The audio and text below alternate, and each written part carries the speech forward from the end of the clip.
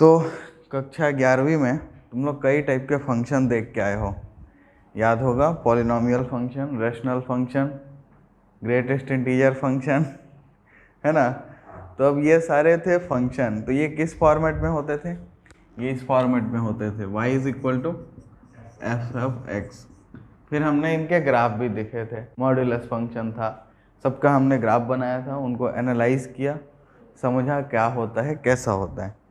ठीक है, अब हम कुछ चीज़ों को देखना चाहते हैं। जैसे हम लोग अगर देखें y is equal to x, तो इसका अगर ग्राफ बनाओगे तो ये एक स्ट्रेट लाइन मिलता है, सबको पता है इस टाइप का एक स्ट्रेट लाइन मिलता है। ठीक है, लेकिन अगर तुम लोग को याद होगा कोनिक सेक्शन में, तो something of this form will have a shape of parabola. तो पैराबोला क्या होगा देखो, तो एक्स स्क्वायर है ना, मतलब y की एक वैल्यू के लिए x की दो वैल्यू होंगी, y की एक वैल्यू के लिए x की दो वैल्यू होंगी। तो ये किस टाइप का पैराबोला होगा?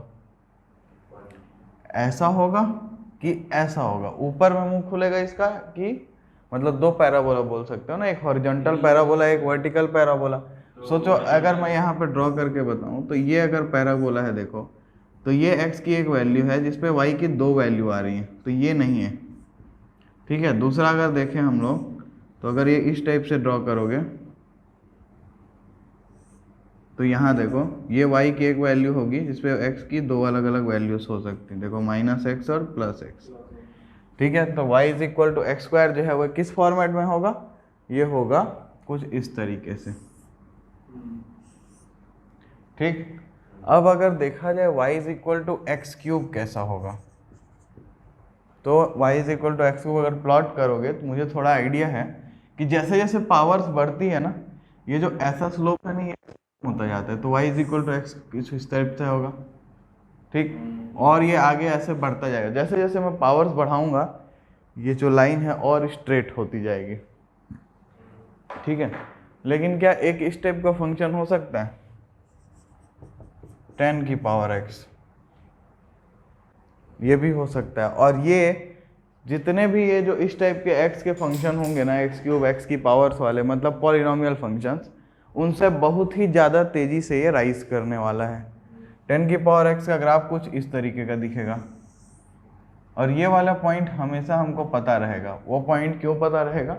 क्योंकि वहाँ पे x की वैल्यू 0 है, और यहाँ x की वैल्यू जब 0 डालोगे तो y की वैल्यू 1 मिलेगी। तो ये 0,1 पॉइंट रहेगा हमेशा। ठीक है, अब ये जो फंक्शन है ना, ये बाकी जितने भी पॉलिनोमियल फंक्शन से होंगे उन सब से ज़्यादा तेज़ी से राइज करने वाला फंक्शन होगा हमारे पास, और इसी को बोलते हैं एक्सपोनेंशियल फंक्शन।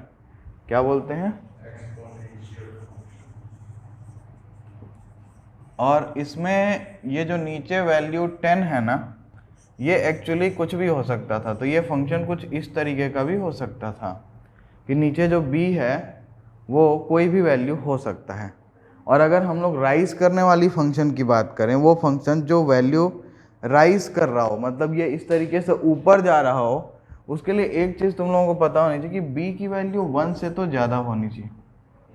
क्योंकि अगर 1 से छोटी होगी, मान लो 0.5 है, हाफ है, तो उसकी वैल्यू घटती जाएगी, तो फंक्शन उल्टा दिखेगा हमको, ये नहीं मिलेगा। समझ में आई बात? तो ये जो y is equal to b की पावर x है, जब b की वैल्यू ग्रेटर देन 0 होती है, तो इसको हम लोग बोलते हैं एक्सपोनेंशियल फंक्शन। ठीक है, अब इसमें अगर बेस जब 10 हो, तो इसको बोलते हैं कॉमन एक्सपोनेंशियल फंक्शन। इसको बोलते हैं कॉमन एक्सपोनेंशियल फंक्शन।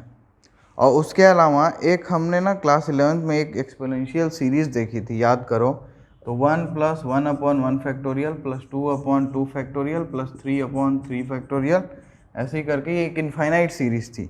और इसका जो सम आता था वो आता था 2 से 3 के बीच में, 2 से 3 के बीच में कहीं पे इसका सम आता था इस सीरीज़ का। और इस चीज़ को हम लोग रिप्रेजेंट करते थे ई से। तो ये एक्चुअली ई की वैल्यू है, अगर सिंपल शब्दों में मैं बोलूँ तो। ठीक है, तो अगर यहाँ पे ये जो b है b e हो जाए, मतलब मेरा फंक्शन कुछ ऐसा हो e की पावर x, क्या हो? e की पावर x, तो इसको हम लोग बोलते हैं नेचुरल एक्सपोनेंशियल फंक्शन। समझ में आई बात? मतलब एक्सपोनेंशियल फंक्शन कुछ भी नहीं है, वो एक ऐसा फंक्शन है जिसका कुछ बेस होता है और वो फंक्शन उस x टाइम्स रेज्ड होता है, आसान शब्दों में। ठीक है, वो बेस की अलग अलग वैल्यूज से इसके अलग अलग नेम होते हैं। जैसे अगर वो वैल्यू हो गई 10 तो उसको हम लोग कॉमन एक्सपोनेंशियल फंक्शन बोलते हैं। अगर वो वैल्यू हो गई e तो उसको हम लोग नेचुरल एक्सपोनेंशियल फंक्शन बोलते हैं। ठीक है, अब इसमें देखो कुछ चीज़ें ऑब्जर्व करने की हैं। क्या कि इसका डोमेन क्या होगा, खुद से सोचो। अगर x की वैल्यू मुझे लेनी हो तो मैं कुछ भी ले सकता हूँ, क्योंकि ये वाला कर जो है ये हमने बनाया था 10 की पावर x के लिए। ठीक है, और बाकी जितने भी कर होंगे, ये जितने भी एक्सपोनेंशियल फंक्शन, चाहे ये लो या ये लो, ये सब के सब इस पॉइंट से तो मीट करेंगे ही। और अगर b की वैल्यू ग्रेटर देन 1 है तो ये हमेशा ऊपर की तरफ राइज करेगा ही, तो नीचे इधर तो नीचे की तरफ ही जाएगा ना। सोचो कैसे, अगर x की वैल्यू हम लोग -10 रखें तो ये क्या आएगा, y is equal to b की पावर -10, मतलब ये होगा क्या 1/b की पावर 10, और ये वैल्यू नियरली 0 की तरफ नहीं भाग रही है। तो अगर मैं x की पावर -∞ रखूँ, मतलब x की जगह -∞ रखूँ ना, तो ये वैल्यू लगभग 0 के पास पहुंचेगी, बट कभी भी 0 को टच नहीं करेगी, उससे थोड़ी सी तो ग्रेटर रहेगी ही रहेगी। बताओ इसमें कोई दिक्कत? अब इसका जो रेंज है, क्या ये वैल्यू कभी नेगेटिव हो रही है कहीं भी? तो इसका जो रेंज है वो क्या है, डोमेन क्या मिला हमको, पूरे के पूरे रियल नंबर, और रेंज क्या मिल रहा है, रियल नंबर, वो भी सिर्फ पॉजिटिव, नेगेटिव नंबर्स इंक्लूडेड नहीं है। बताओ इसमें कोई दिक्कत? और ये हमेशा राइजिंग फंक्शन है। अगर तुम लेफ्ट से राइट की तरफ जाओगे तो ये फंक्शन हमेशा हमेशा राइज करने वाला है। और अगर हम x की बहुत ही ज़्यादा छोटी वैल्यूज़ को लेंगे तो ये फंक्शन 0 के पास तो जाएगा, बट कभी भी 0 को टच नहीं करेगा। तो एक्सपोनेंशियल फंक्शन क्लियर है? ठीक है, इसको नोट करो। उसके बाद जो सेकंड फंक्शन है लॉगरिदमिक फंक्शन, उसको देखेंगे। चलो तो अब लॉगरिदम फंक्शन को भी देखते हैं। ठीक है, तो मान लो कि यहाँ भी कंडीशन वही है, यहाँ भी हमारा b जो है, b की value let b is greater than 1, पहली चीज तो यही। ठीक है, और ये एक रियल नंबर होना चाहिए, b a रियल नंबर। तो ये रियल नंबर है अगर, तो हम क्या बोलते हैं पता है, logarithm of a to base b is x। ठीक, और इसको रिप्रेजेंट कैसे करते हैं, ये कब होता है, इफ b की power x is equal to a। ठीक, और इसको रिप्रेजेंट कैसे करते हैं, तो इसको रिप्रेजेंट करने का तरीका है log बेस b a, और ये किसके इक्वल होगा, x के, ऐसा हमने माना। ये कब होगा, जब b की पावर x जो है वो इक्वल होगा a के। तो इसको अगर आसान शब्दों में सोचें तो बेस की पावर को मैं कितना रेस करूं कि मुझे ये नंबर प्राप्त हो जाए। ठीक है कि नहीं? और ये बहुत ही सिंपल सा फंक्शन है। अब इस पर मैं ज़्यादा कुछ नहीं, तो एक ही एग्जांपल लेते हैं ना, बहुत ही प्यारा सा, कि लॉग है, मैंने बेस 10 दिया और नंबर दिया 1000। तो बताओ भाई, तो 10 की पावर को कितना रेस करोगे कि 1000 मिलेगा? तो तुम लोग देख के बोल सकते हो कितना रेस करोगे? वाह, शाबाश, 3। ठीक है, 10 की पावर 3 होता है 1000, वेरी गुड। तो ये हो गया। तो इसी तरीके से लॉगरिदम निकालते हैं बड़े ही आराम से। ठीक है, अब अगर मैं इस पे और देखना चाहूँ तो देखो, सबसे पहली चीज़ हमने क्या ले लिया है कि b ग्रेटर देन 1 होना चाहिए। अब b ग्रेटर देन 1 है तो ये जो लॉग फंक्शन है इसका रेंज, इसका डोमेन क्या होगा, पहले तो ये सोचो डोमेन क्या होगा भाई। क्या इसमें मैं पॉजिटिव नेगेटिव वैल्यूज ले सकता हूँ? b ग्रेटर देन 1 है तो नेगेटिव वैल्यू नहीं ले सकते। वाह बेटा, देखो ऐसा है कि लॉग के अंदर क्या जा रहा है, a, एंड हमने क्या बोला है, b है ग्रेटर देन 1। तो अगर मैं b की power x is equal to a की बात करूं और मैं बोलूं कि b की वैल्यू ग्रेटर देन 1 है, तो इसका मतलब ये नंबर पॉजिटिव है, तो इसका मतलब a हमेशा पॉजिटिव आएगा। तो इसका मतलब जो मेरा इसका डोमेन है वो क्या होगा, पूरे के पूरे पॉजिटिव नंबर्स। ठीक, अब रेंज क्या होगा, ये आएगा क्या, x। अब b का पावर रेस करना है x, तो x तो मैं कुछ भी रेस कर सकता हूँ कि नहीं, सोचो, नेगेटिव नंबर्स भी रेस कर सकते हैं ना, है कि नहीं। अगर मान लो कुछ एक एग्जांपल अगर मैं लूँ, लाइक आई वांट कि बेस मेरा 10 है और मैं बोल रहा हूँ कि log बेस 10 1/1000 बताओ। अब क्या करोगे भाई, 10 की पावर मैं कितना रेस करूँ कि मुझे 1/1000 मिले। तो ये जो 1000 है इसको लिख सकते हो 10 की पावर -3, तो x की वैल्यू आएगी -3। इसका मतलब x की वैल्यू नेगेटिव भी हो सकती है, मतलब log का जो रेंज है वो नेगेटिव भी हो सकता है। तो यहीं से अपने ने क्लियर किया कि रेंज जो है वो पूरा का पूरा क्या होगा, r। कोई दिक्कत। तो अब जो डेफिनेशन लिखने का तरीका हमने कक्षा 11वीं बोलो, कक्षा 12वीं के अध्याय 1 में सीखा था, अगर उसके हिसाब से लिखें तो ये ऐसा कुछ लिखाएगा, log base b from r plus two r। कैसा होगा भाई, log b x is equal to y। ये कब होगा, जब b की पावर y जो है वो इक्वल होगा x के। तो ये मैं एक फंक्शन लिख सकता हूँ, ये है लॉगरिदमिक फंक्शन का डेफिनेशन। ठीक है कि नहीं। अब अगर इसका तुम लोग ग्राफ देखोगे तो ये कुछ ऐसा मिलता है, ये कुछ ऐसा मिलता है। कैसा मिलता है, देखो अलग अलग पावर्स के लिए ग्राफ अलग अलग बनेगा। तो ये जो ग्राफ है मैं एक जनरल बोल रहा हूँ, तो y is equal to log base e x के लिए ये ग्राफ मैंने बनाया है। ठीक है कि नहीं। और इसके ऊपर आता है हमारा ग्राफ किसका, बेस जब 2 रहेगा तो उसका ग्राफ इसके जस्ट थोड़ा सा ऊपर आता है। ठीक है, ये यहीं से निकलेगा। और इसके बाद हम लोग जैसे जैसे बेस की वैल्यू 10 लेके जाएं अगर, तो उसका ग्राफ यहीं से होगा, लेकिन ये गुजरेगा यहीं से, बट वो इसके नीचे आ जाता है। ठीक है, तो इस तरीके से हम लोग लॉग फंक्शन का ग्राफ देख सकते हैं। और इस ग्राफ से एक चीज़ क्लियर है कि जो x की वैल्यूज़ हम लेने वाले हैं वो सारी की सारी पॉजिटिव वैल्यूज़ ही हैं, लेकिन y की वैल्यू में हमको पूरा का पूरा रियल नंबर मिलेगा। क्या ये बात समझ में आई। ठीक है, ग्राफ कुछ भी नहीं है, बस ग्राफ ऐसा ड्रॉ करने का ऐसा। ठीक है, तो ये हमने कुछ ऐसा अगर लिया ना, तो ये ऐसे करके ऐसे ग्राफ होता है लॉग का। ठीक है, y is equal to log x का, जब बेस e है तो। ठीक है, बेस अलग अलग ले सकते हैं। अब सोचो तो तुम्हारे पास वही सेम टाइप की कंडीशंस आएंगी, तो y का कुछ भी बेस हो सकता है। जब बेस b होगा तो वो हमारा लॉगरिदमिक फंक्शन है। ठीक, बेस 10 भी तो हो सकता है ना, log बेस 10x। और एक पॉसिबिलिटी हमारे पास है log बेस ex।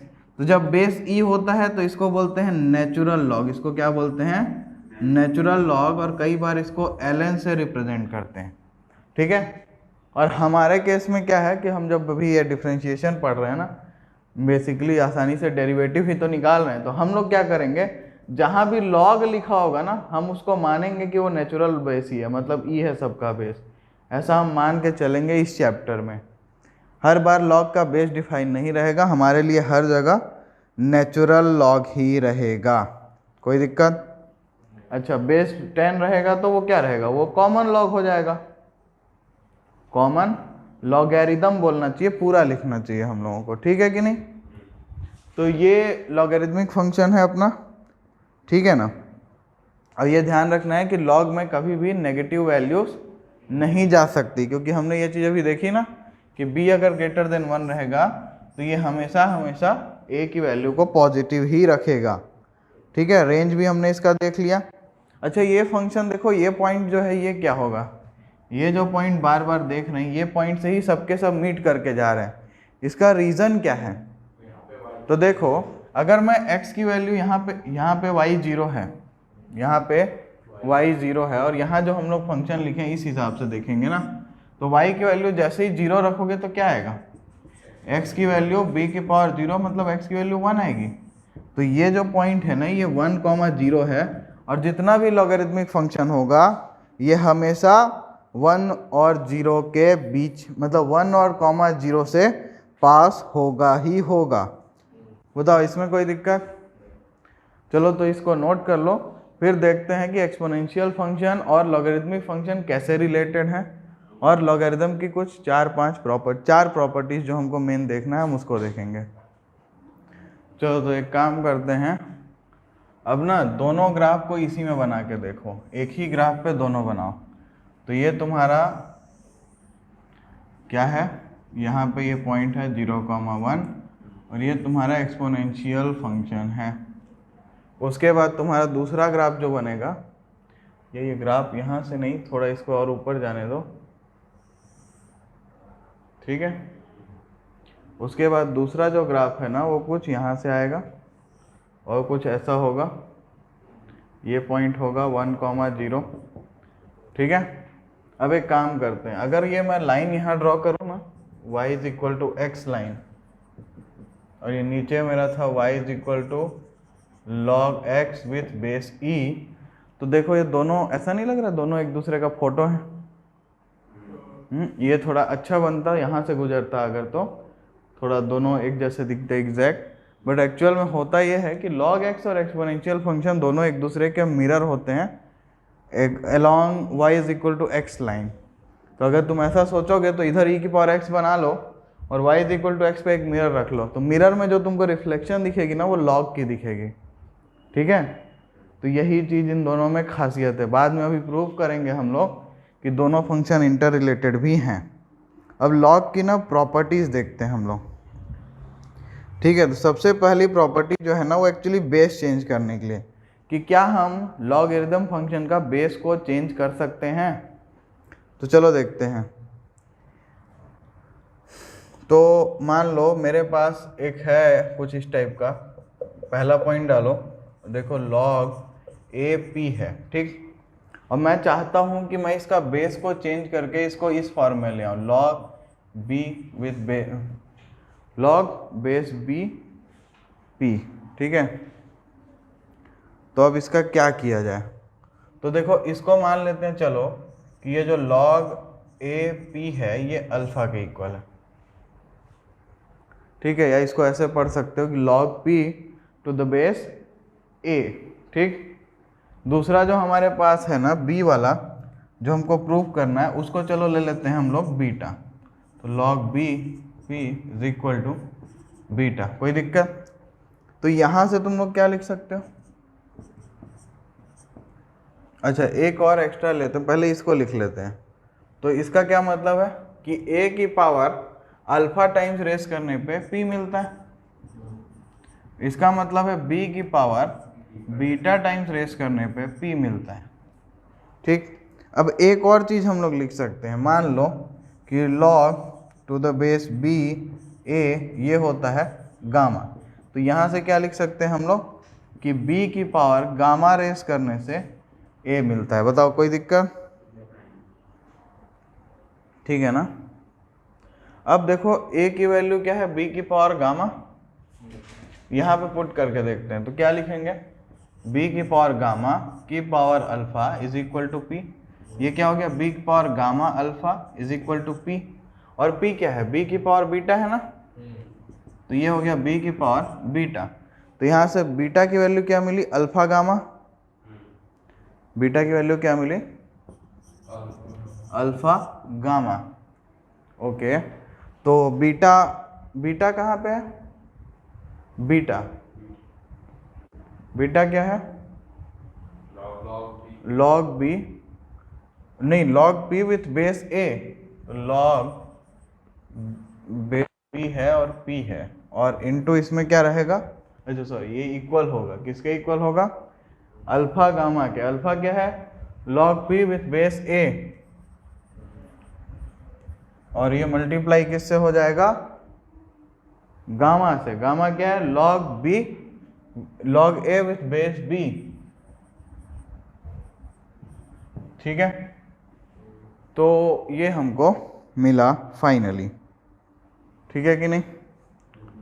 तो हमको चाहिए था अल्फा का वैल्यू, अल्फा क्या है यहाँ देखो, मतलब सिंपल हमको log AP का वैल्यू चाहिए था ना, तो मैं log a मतलब log p बेस a को मैं क्या लिख सकता हूँ, log p base b divide by log a base b। तो देखो जो बेस a था अब वो पूरी तरह से बेस b में कन्वर्ट हो गया है, ठीक है। और इसी को बोलते हैं base change property of logarithm. मतलब हम बेस को चेंज कर सकते हैं, बट जिस भी बेस में चेंज करना है, यहाँ पे जो नंबर है उसका भी बेस लॉग ले लो ऊपर, और नीचे जो बेस है उसका भी लॉग ले लो सेम बेस पे और डिवाइड कर दो, तो हमको मिल जाता है बेस चेंज होके नया वैल्यू।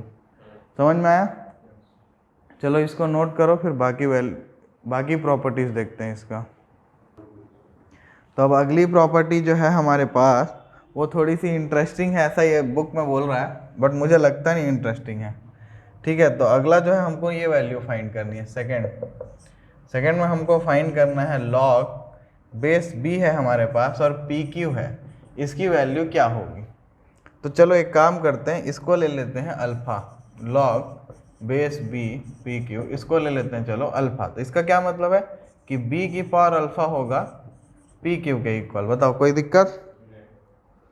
अब एक काम करते हैं ना, p और q को अलग अलग से लॉग लेके देखते हैं चलो। तो लॉग बेस b p और लॉग बेस b q, तो इसको ले लेते हैं चलो बीटा और इसको ले लेते हैं गामा। तो यहाँ से क्या लिख सकते हैं हम लोग, b की power beta is equal to p, यहाँ से क्या लिख सकते हैं b की power gamma is equal to q, ठीक है कि नहीं। तो यहाँ ये वैल्यूज को अगर सब्सटीट्यूट करो तो b की power alpha is equal to क्या मिलेगा मुझे, p की जगह b की पावर बीटा इंटू b की पावर गामा। तो ये क्या लिखूंगा, b की पावर बीटा प्लस गामा।